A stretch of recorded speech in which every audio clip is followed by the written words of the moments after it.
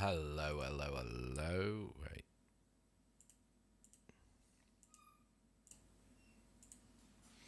Hello, hello, hello. How is everyone doing today? Just check this. Hello. Wow, that's really low. That is really low. Hello, hello, hello. How is everyone doing today? Just check this.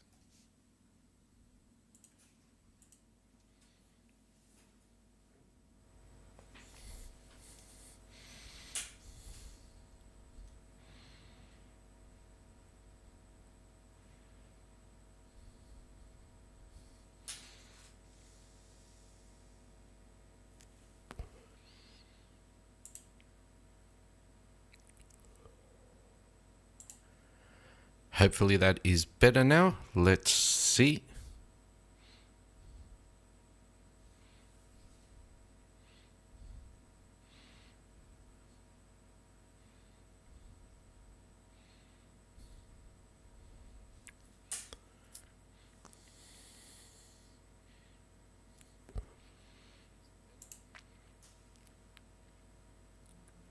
Okay, it looks as if it is a bit better. I can try and put more onto it. Now let's have a look. Hello, hello, hello. A bit more probably. Something in the realms of this. Okay, we are here. Oops, I clipped. Just turn that down a bit.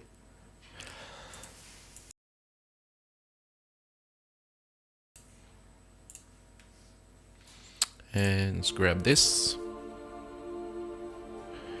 Get a bit of ambient music going.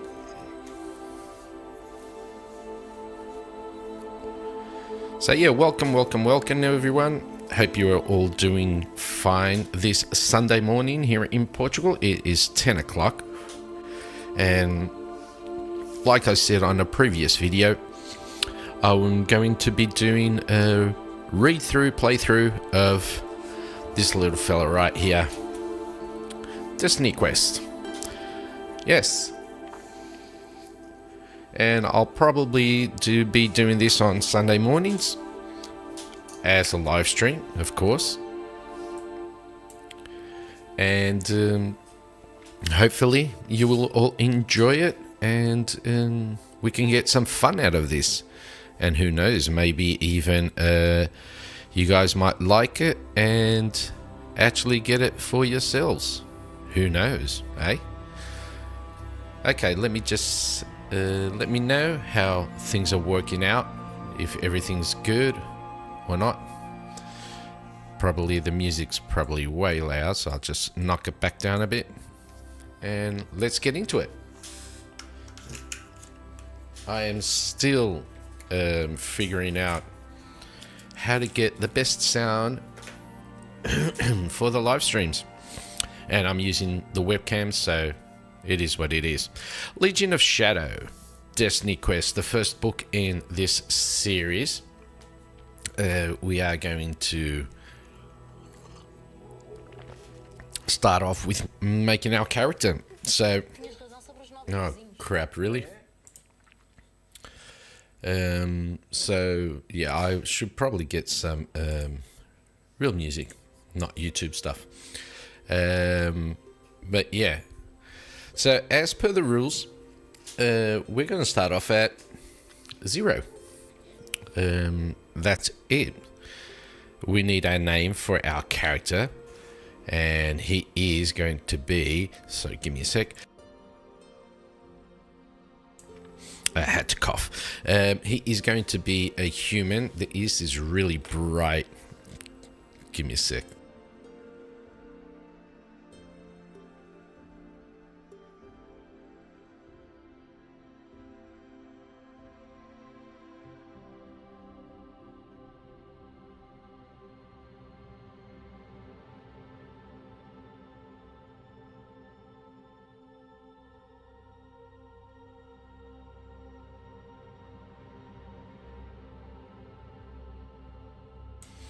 Okay, I think that's better now.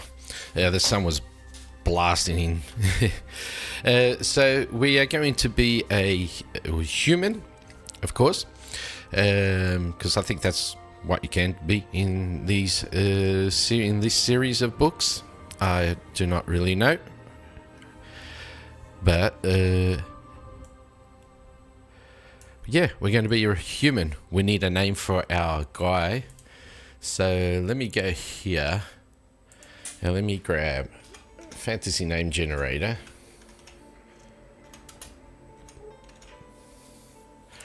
Right there. Oops, missed.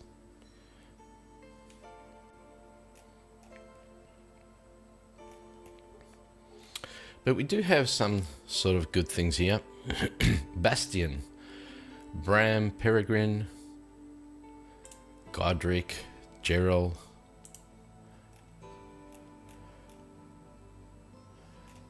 But do we want to be a male or a female? I'll tell you what. First playthrough, we're going to be a male. If this goes well, we can go into a female on the next book. What do you reckon? Eomir. I like Eomir. Thorn, Manix. Phileas. Erend. This is always the hardest part of doing an RPG, is getting the name.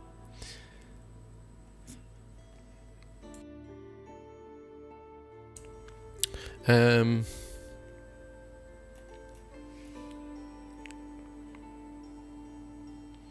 do like Bastian. Let's do Bastian. Yeah, we're going to be Bastian.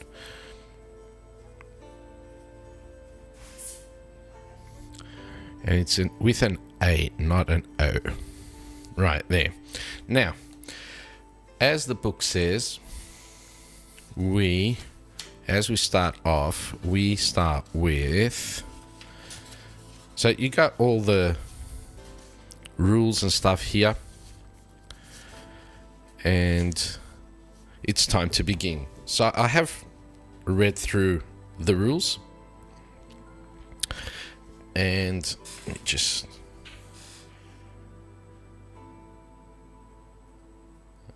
Okay, just let me reply to this real quick.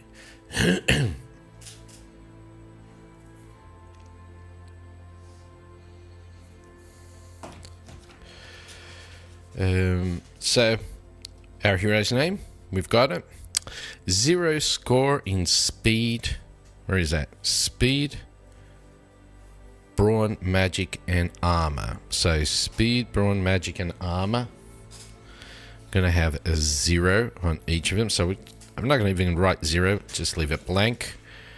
30 in your hero's HP. So, we'd be 30 right here. And 10 gold crowns in your hero's money pouch. We got 10. We are in the money. Yes.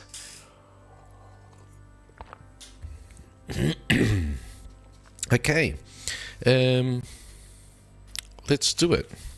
If we need to go back into the rules, we can. Just flip it back. And let's start our read-through playthrough. The Knight's Legacy. You are thrown from the dream, kicking and flailing. It is some seconds before you can catch your breath. Images of black-scaled monsters and sharp fangs still swimming before your vision. As your surroundings slowly come into focus, you find yourself lying on your back against the soggy ground. A steady patter of rain beating on the dead leaves and dirt. Above you, I'm clipping. Let me just turn this down a bit. Right there. Hopefully it wasn't too much. Above you, a full moon streams garish light through the treetops, picking out the charred, twisted remains that encircle you. Bodies, corpses. Frantically, you scramble to your feet, the cold rain making your ground slippery with mud. As you stand, an angry pain... Oh, God, I'm going to turn this off. Okay. No music. Sorry. I'll probably put music up after. As you stand, an angry pain... Where was I? Okay, I'll right there. Frantically, you scramble to your feet, the cold rain making the ground slippery with mud. As you stand, an angry pain causes you to stagger, thumping against the inside of your head. Putting a hand to the back of your scalp, you feel for a wound or bruise. To your surprise, you find nothing. All around you, the ground is scorched and smoking, forming a crater with you at its center. Sprawled around its edge are over a dozen bodies, each one burnt beyond any recognition. You close your eyes, struggling to remember what happened, how you came to be here. You look down at your tattered clothing, rain-soaked and smeared with mud. A splatter of blood covers one sleeve. Tentatively, you pull back the cloth, your eyes widening in surprise when you see the purple mark branded into your skin. The design is detailed and intricate, showing 3 diamond body serpents intertwined in a dizzying pattern of spirals. Around them, a number of strange sigils glow with a soft purplish light. You hear a groan coming from the trees ahead. Covering the strange mark, you stagger through the mud towards the sound. Instinctively, your hand goes to your belt looking for a weapon, but there is none there. You are unarmed. Scanning the mud, you find a rusty-looking dagger next to one of the scorched bodies. You crouch down and pick it up before heading into the dark trees. A man is lying with his back against one of the trunks. No, a boy, not much older than 15.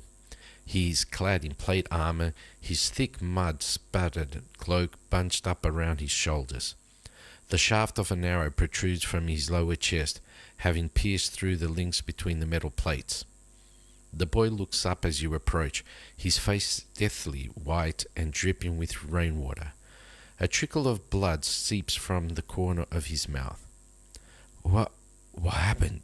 You ask, kneeling beside the wounded knight. The boy fixes his watery eyes on your own. You don't remember? He rasps hoarsely. You say nothing, your attention shifting to the black-fletched arrow. Who did this? Who are those people? You gesture back towards the clearing where the scorched bodies lie in twisted repose. Brigands! Thieves! Gasps the boy, grimacing with pain. They attacked our camp. Our camp? You ask.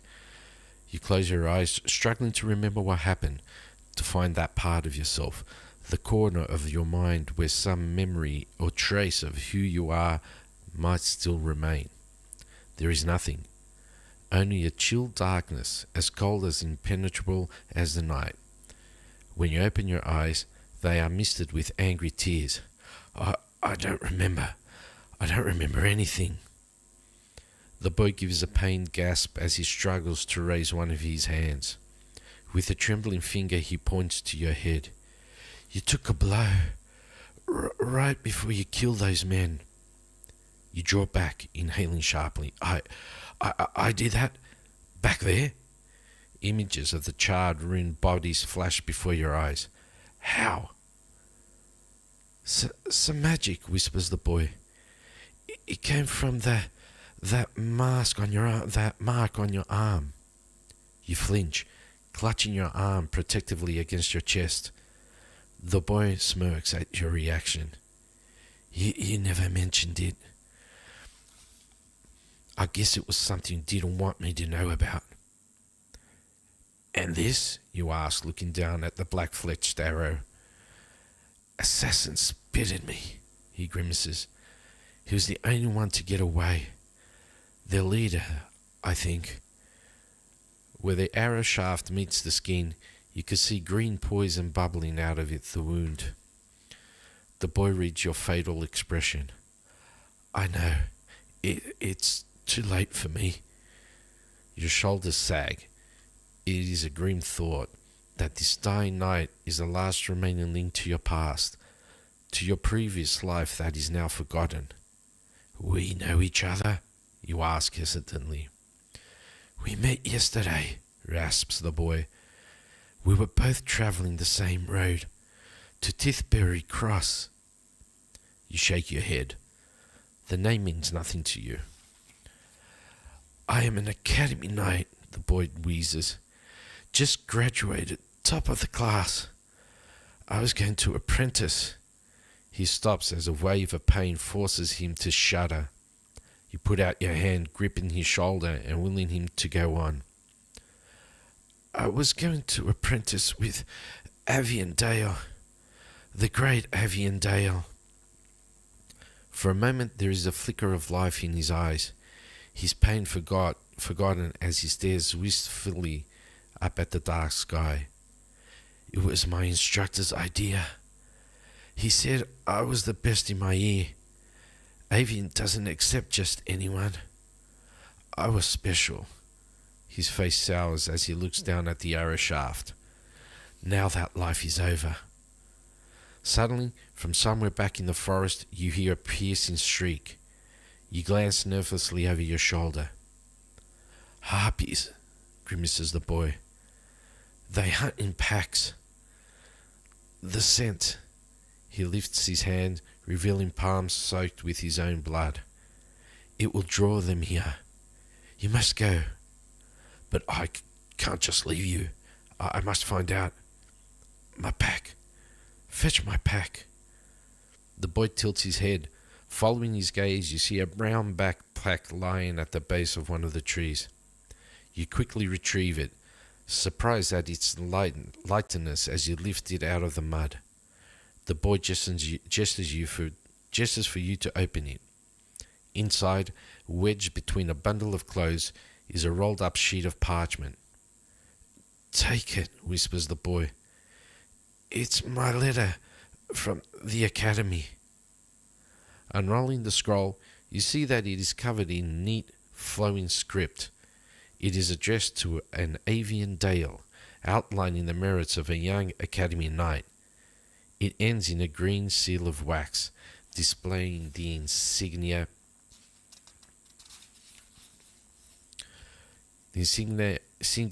of a winged dragon. I can't take this, you protest, shaking your head. The boy gives a wheezing cough, his body jerking painfully with the effort. It is no good to me. Take it. Start a new life. He'll never know. A screech draws your attention skywards. Black shapes are circling overhead, their spindly, feathered bodies silhouetted against the full moon. Harpies. Something inside you is urging you to flee. The mark along your arm tingles as if sensing the same danger. You roll up the skull and stuff it into the pack. When you look over at the boy, you see that his head is now resting against his chest, his eyes closed. Death has finally taken him. I will find the assassin that did this, I promise. You reach down and take the boy's sword. It is a well-balanced blade, the hilt and pommel studded with gems. You have gained the following item. Remember to add this item to your hero sheet, adding 1 to your brawn and magic scores. We have gotten the sword, the apprentice, main hand sword, +1 to brawn and +1 to magic. Nice. Okay, let's go in here then. And we have ourselves, main hand, the apprentice sword. Let's do a sword. And it is the apprentice.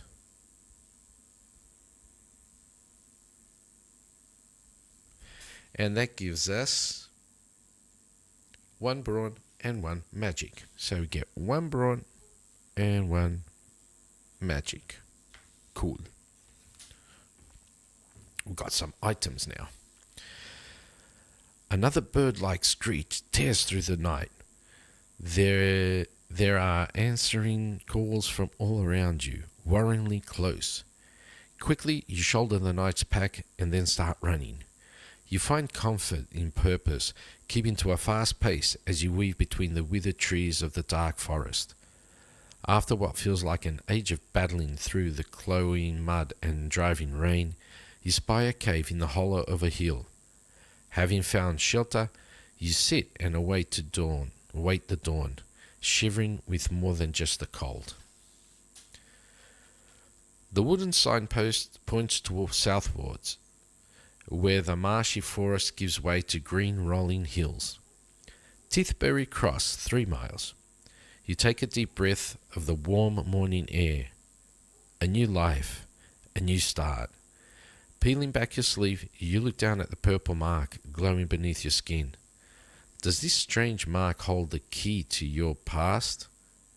And what of the future? You scan the letter of introduction once again.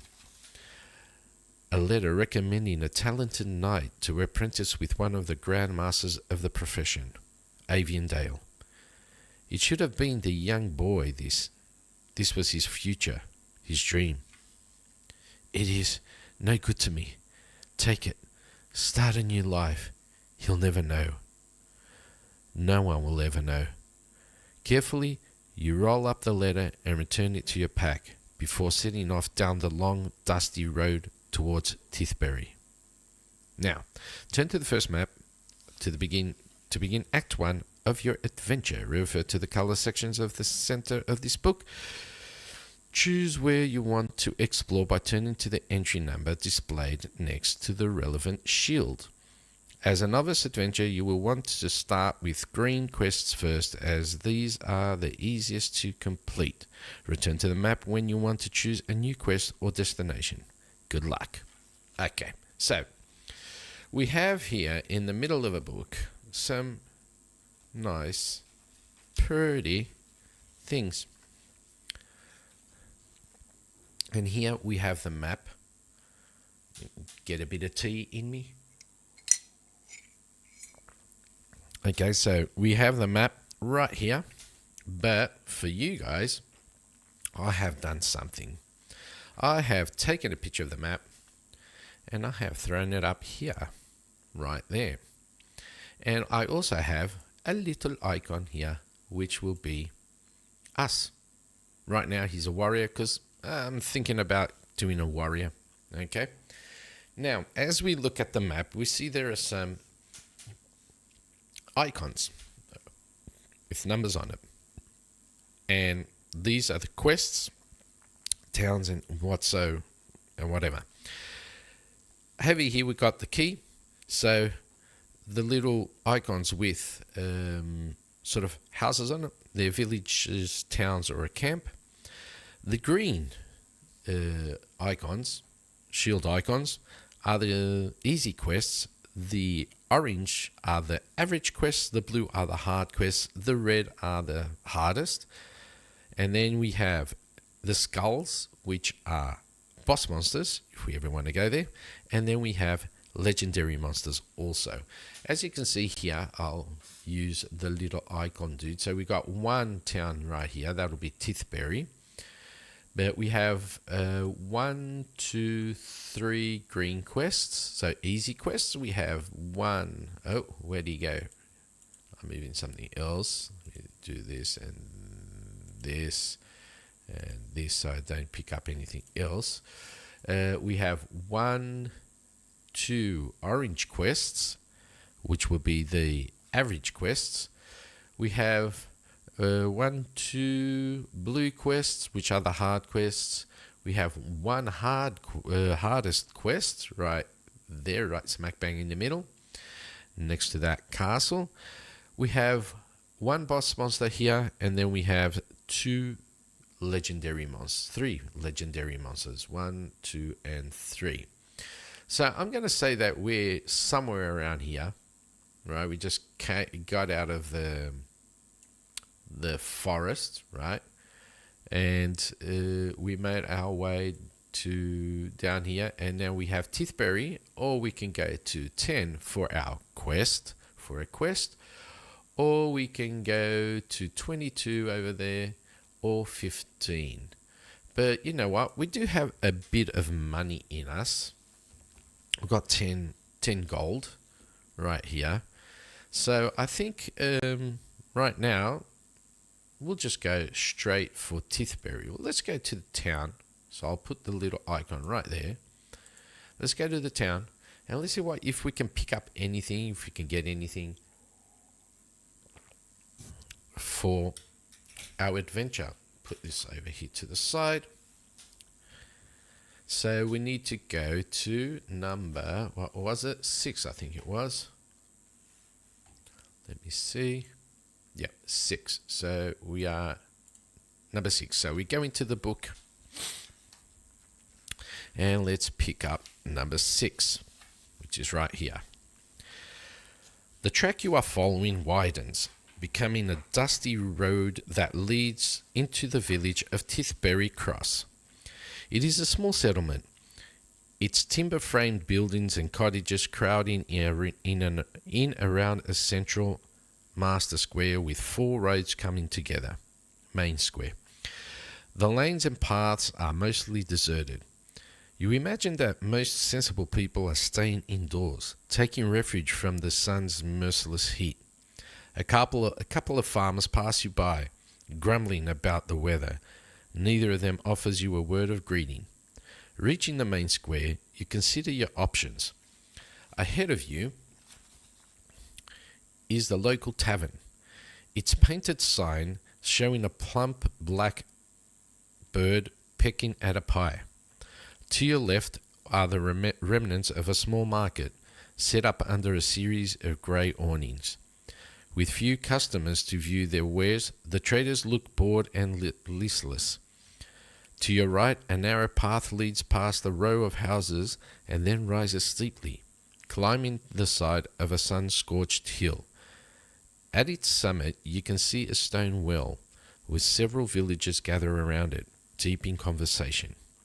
Will you visit the Pie and Blackbird, explore the market, or visit the well? And visiting the well will start a blue quest, which will be a hard quest.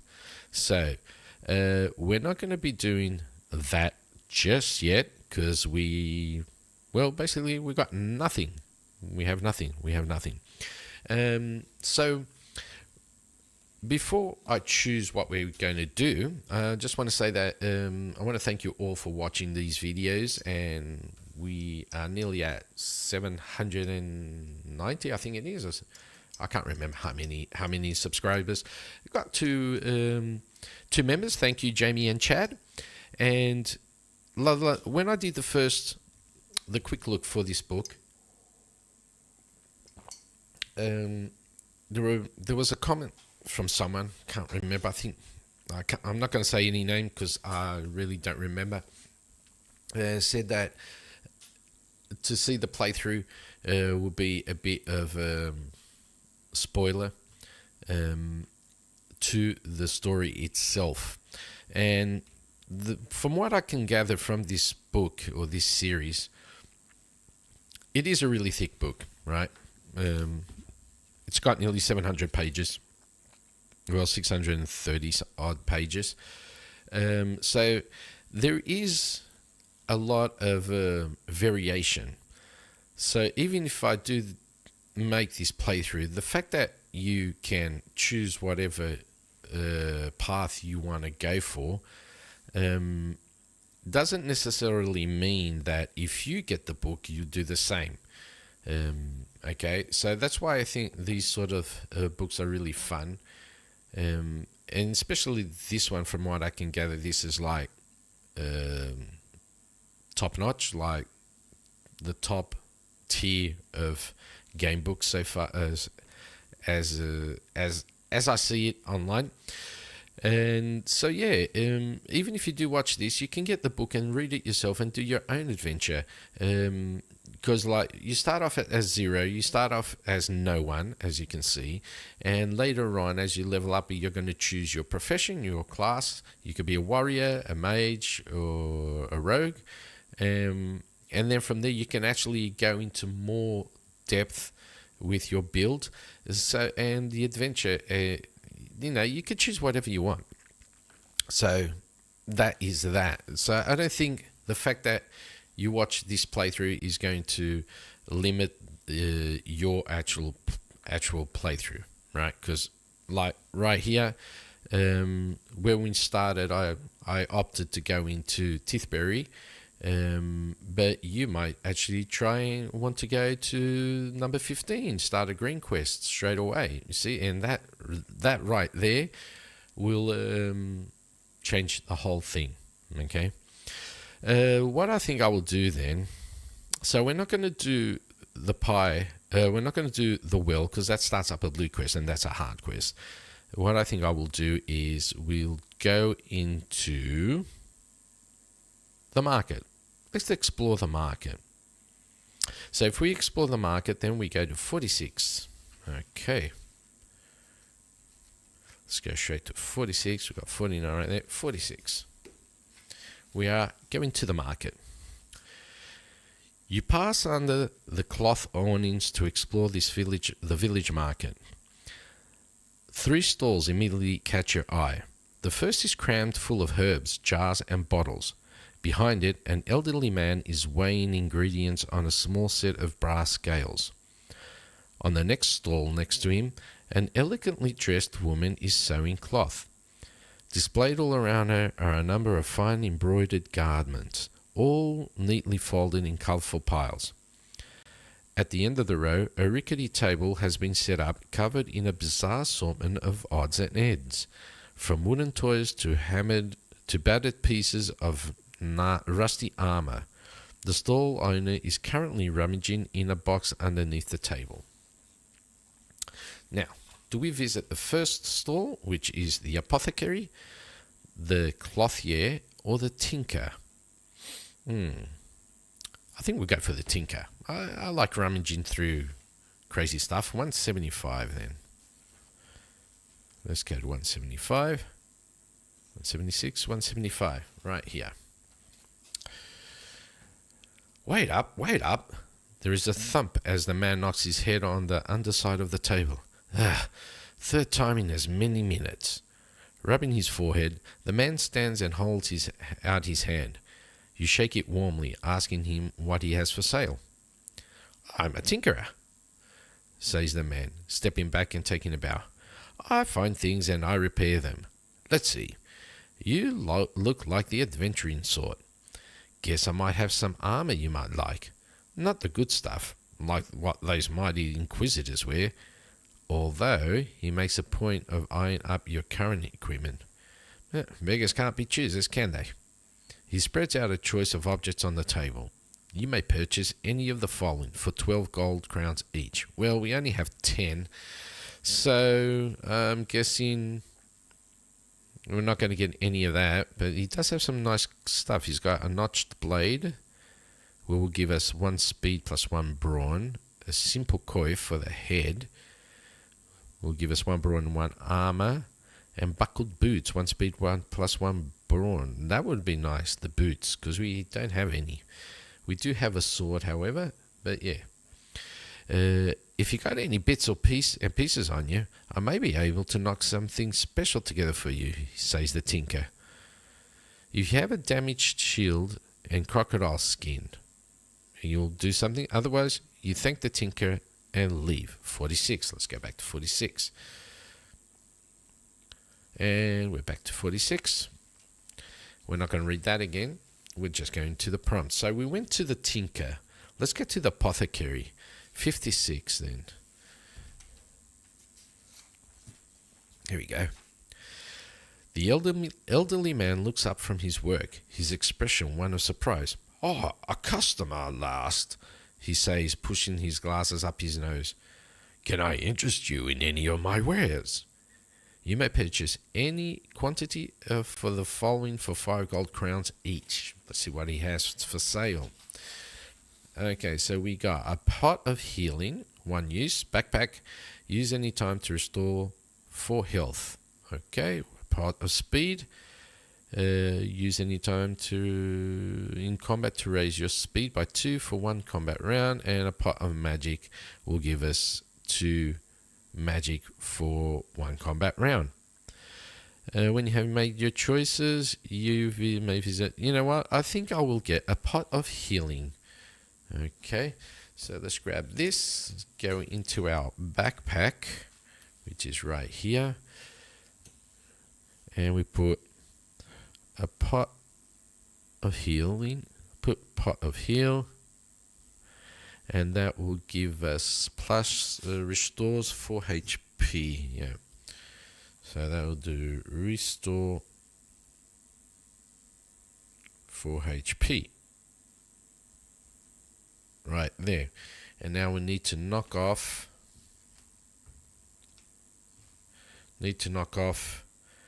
5 gold pieces. So we're at 5 now. Okay.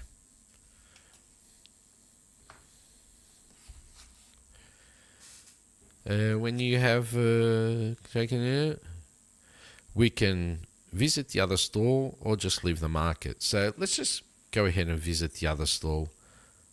Might as well see what the lady has to offer. And that will be the clothier on 68. We're right next to it.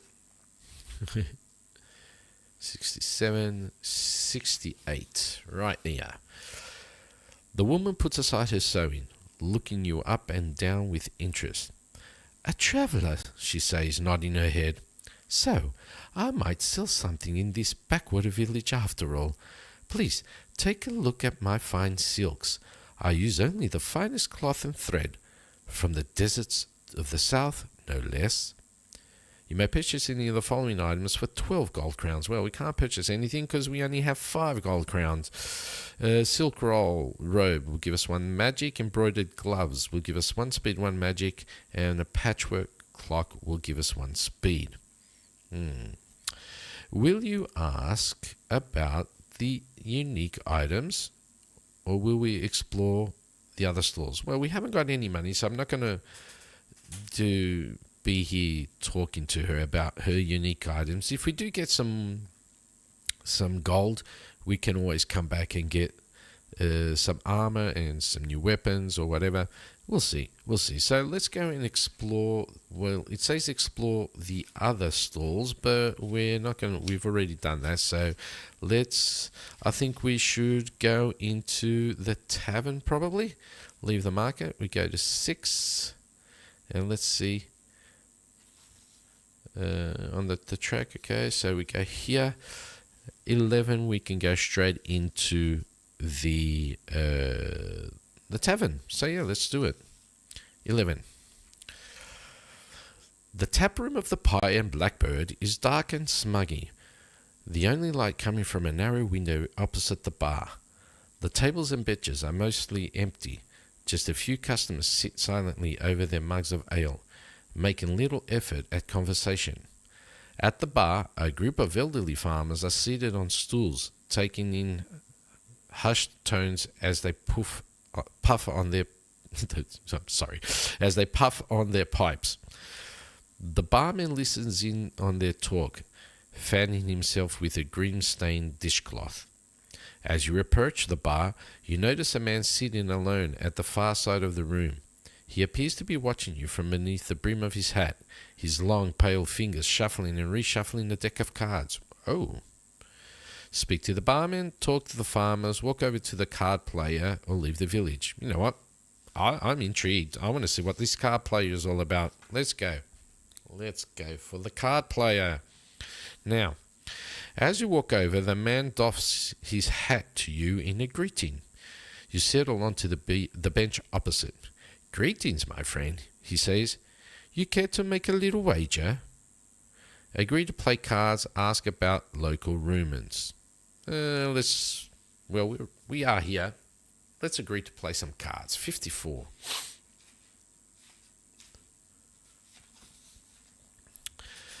The man nods and starts dealing out 2 hands of cards. He asks you how much you wish to gamble. Choose how many gold crowns you would like to bet. These are placed in the middle of the table. The man then matches your bet with the same number of gold crowns. Once the cards are dealt, the gambler explains the rules of his game. Okay. You pick up your cards and begin playing. Okay, so how much are we going to... You know what? Let's just do two gold pieces right now. Two gold pieces. So he's going to bet 2 gold pieces also. Now, roll a die. If the result is a 1, turn to 67. Okay, so let's get our black die right here. It is a 4. So the 4 says, turn to 226. Ooh, okay, we're going deeper into the book. 226. We got 225. 226. Here we go. You're at a stalemate. To proceed further with the game, you must put more money on the table. Decide how much gold you will add, and the gambler automatically adds the same amount. So we're at 2, so we'll put another gold in, so we're at 3 now. Okay. You must bet at least 1 extra gold crown. If you have no more money, then you have lost and lose all your gold. Oh. Then roll a die. Let's see. 6. If the result is a 4 or less, turn to 8. If the result is 5 or more, turn to 67. Okay, we're going back to 67 then. 65, 67. You have an excellent hand and beat the gambler. Yes. You may take back double the amount of gold that you have bet. If you would like to play again, turn to 54. Otherwise, you decide to leave the table and turn to 11. Let's just go straight away out of here. Let's go straight to 11. I do not want to bet anymore. So, 3. We had 3. That would be 6. So we go up to 8. I'll just do it like this. We are at 8 gold. Not too bad, not too bad. We could actually, if you want, we could go and get another pot of healing. But you know what? Let's not. Let's go back in here. So that actually turned out nice. 11. Speak to the barman, talk to the farmers, leave and return to the village. Let's speak to the barman then. 19. That was a little nice side adventure right there. The barman grunts as you approach, pushing himself lazily off the counter. What can I do you for? He asks, scratching his rotund belly. Is that rotund? Okay. Need something to cool you down? Ain't got nothing cold, I'm afraid. Warm beer's all you're getting here. Okay, so we can ask for, has he heard any rumours? Ask about Avian Dale. Talk about the weather. Turn our attention back to the room. So we are here for Avian Dale. So let's just go for Avian Dale. 53. Right there. The barman gives another grunt. Not heard that name for a while now. Strange fella. Lives in that castle across the gorge. Been there for as long as I remember. But he seldom comes here. He leans towards you, beckoning you to do the same. I'd stay away from the likes of him. Something ain't right when a man lives as long as I have, but doesn't look a day older. The man taps his grey balding pate. Look at me, 50 years to me name, but that avian still looks younger than my son. I smell magic there, and no good ever comes out of magic. Now, what we'll do, ask for directions to his castle, to Avian's castle. Has he heard any rumours? Talk about the weather, or return to the tap room. Well, let's continue with the avian thing. 84. See if we can find if he knows any way to get to him. I'm saying that, so the castle, I think it would be probably this right here. That's what I'm guessing. Because that's the only thing I could see. Or maybe up there. Or maybe where 15 is. It'll probably be one of those two. I reckon. Let's have a look. Let me just do this right here.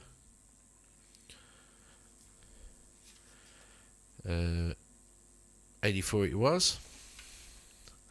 The barman raises an eyebrow. You want to pay Avian a visit, do ya? He grins, revealing 2 rows of rotted yellow teeth. Good luck with that. The man keeps himself to himself. Lives right across the gorge south of here. Only way across is a bridge, and I hear there's a troll moved in now. I hears that a troll moved in now. Made it his own. Unless you pay the toll, it's light out for ya. The barman slams his fist on the counter, making you jump. His face cracks into another grin. Truth is, I think Avian likes a troll. Otherwise, he would have done something about it. Keep strangers away. And I hear Avian don't like strangers. So, apparently, he's down south. Could that be here, 10 or 22? Don't know. I did not know. Let's have a look. Now, do we ask about rumours or talk about the weather? Let's go for rumours. 245. We know that Avian is down south. So let's see what rumours we can gather around here. Rumours, eh? The barman spits into his cloth, then proceeds to rub the counter with it. Well, latest news I heard is that a giant is causing problems along the eastern pass. Cut off the only trade route to Kimsbrook. You can imagine some of the locals ain't happy with that. He nods towards the elderly farmer seated at the bar. Unless the locals can get their produce to market, not much to be made. He shakes his head. Tough times. I think he'll agree. Now, ask the barman. Okay, we talked about Avondale. We know that the farmers are having some sort of problem with the giant. All right. Wasn't that? Yes. See what he can tell us about the weather then. 42. 49. 42. The barman whistles through his stumpy yellow teeth. I says it's magic. Some kind of curse. I ain't seen rain around here for months. He dabs at his brow with the dirty cloth. We're all tired of the heat. If I wanted this weather, I'd pack me bags and travel south. This ain't normal, I tell ya. The barman casts a nervous glance over his shoulder, then leans in over the counter. They say it's that witch, he says, dropping his voice to a whisper. The old crone that lives out in the woods. Since she moved to Tithbury 2 summers ago, things been going wrong. Calves born with 3 legs, children with the pox. I reckon this weather's all her doing. If I was you, I'd pass straight through Tithbury and be on your way. Safer. He gives you a wink, then settles back behind the counter.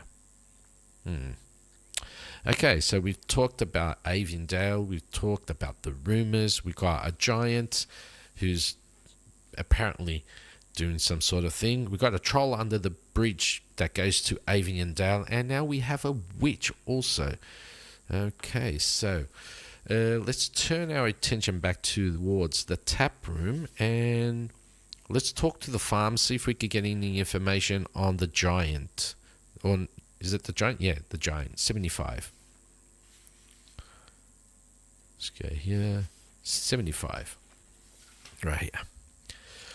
The farmers fall silent as you approach, looking you up and down suspiciously. You quickly explain that you are a traveller and wonder if there is any work for a hired sword. The farmers glance at each other, then begin chuckling behind their pipes. One of them beckons you closer, blowing smoke out of the corner of his mouth. I tell you what you can do, he says in this thick accent. Go and kill that witch. She's the one that bringing the curse to this land. The other farmers nod, mumbling in agreement. Before you can ask any further questions, they turn their backs on you and resume their conversation. Turn to 11. So we got the witch. Apparently nobody's enjoying the witch around here.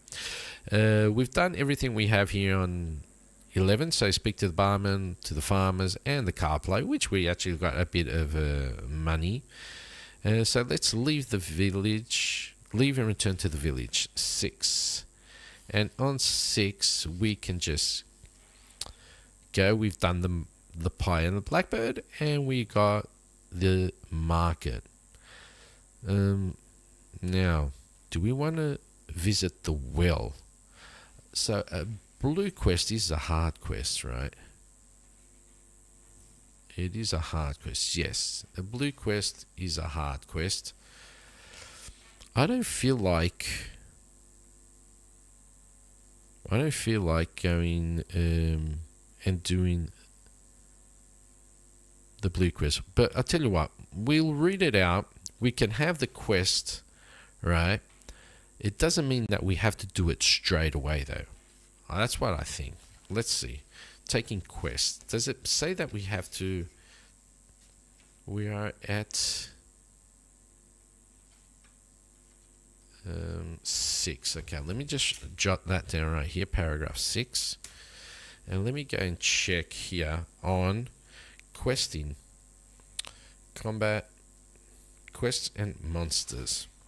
The kingdom of Valoran is a dangerous place full of ferocious monsters, wild beasts and deadly magical forces. Bad news for some people perhaps, but for a would-be adventurer it seems plenty of paid work. By vanquishing foes and completing quests, your hero will grow stronger and more powerful, allowing you to... Okay, the maps, choosing quests. Each map will provide you with a number of different quests. Some quests are harder than others. A simple color-coded system. Okay, green quests, blah, blah, blah, blah. We know that, alright. Quests can be done in any order you wish, although note that it is wiser to complete the easier quests, green and orange, before attempting the harder ones. Yes, of course. But it doesn't say that we have to, if we take the quest, that we have to do it straight away. So what I'm going to do is, we are in Tithbury Cross right here. Okay. And I think we'll do a green quest. Now, let's see. We're going to roll for this. So, 1, 2, we go to 15. 3, 4, we go to 10. And 5, 6, we go to 22. 3, 4, we go to 10. So, we make our way down south. And we go to quest number 10. Let's see. Well, not quest number 10. The entry number 10. And quest. Scarlet in the Woods. In Tithbury, idle gossip travels fast. It isn't long before reports of a missing child reach your ears. Sensing an opportunity for some paid work, you head to the edge of the Tithbury woods, where a small wood cabin rests on a grassy knoll. A grizzled old man sits outside the building, sharpening his blade of his long sword with a notched stone. He looks up as you approach and offers a mumbled greeting. You notice that the man's right leg is heavily bandaged. A pair of crutches rest beside his stool. You explain that you have heard news of a missing child. The man shakes his head and looks away for a moment, his jaw clenching and unclenching. Yeah, my daughter, he says at last, shaking his head. Spirited thing. Not seen hide nor hair of her for 3 days. Gave her some of my best brandy to take to her poorly grandmother. Lives right across the other side of the valley. The man lowers his gaze to his injured leg. I fear the worst, stranger. Goblins have moved into those woods. I tried my best to find her. I did. He reaches out, gripping your arm tightly. Please, I have no gold or treasures to offer, but I still have a father's love for his daughter. Please, will you find her and bring her home safe? Now, do we agree to help, ask about the woods, or politely refuse? And then if we do refuse, we go back to the map. But you know what? We are here. We need to get some money. We need to get some stuff. So, yeah. At first, we'll ask about the woods, 23. And then we can come back and accept the quest. We want to get some information first.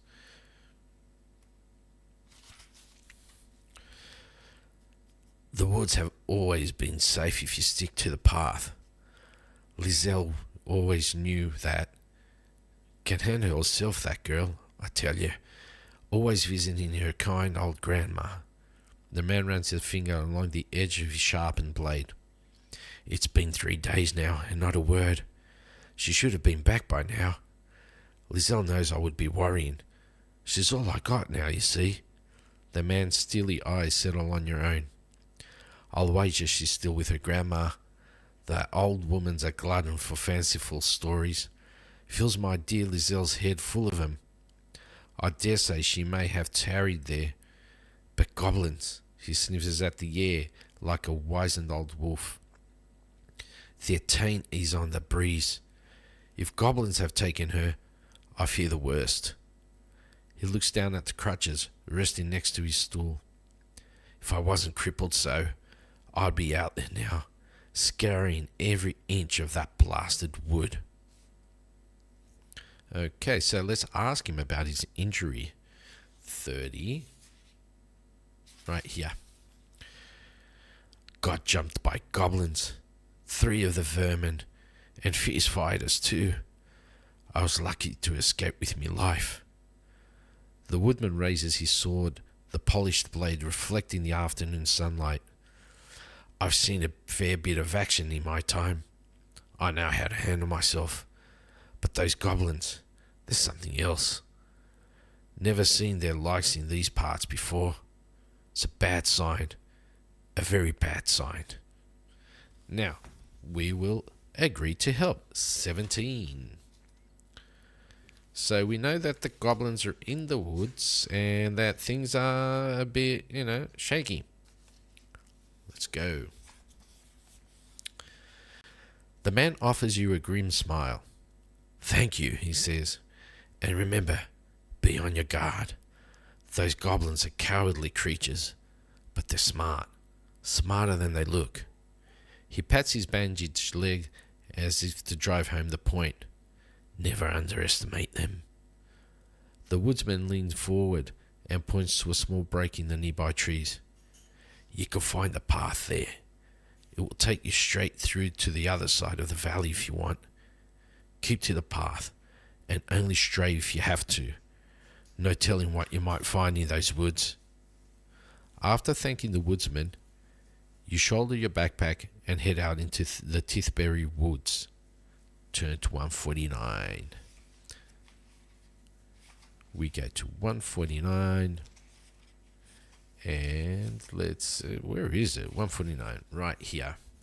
But however, we're going to leave that for the next episode, live stream.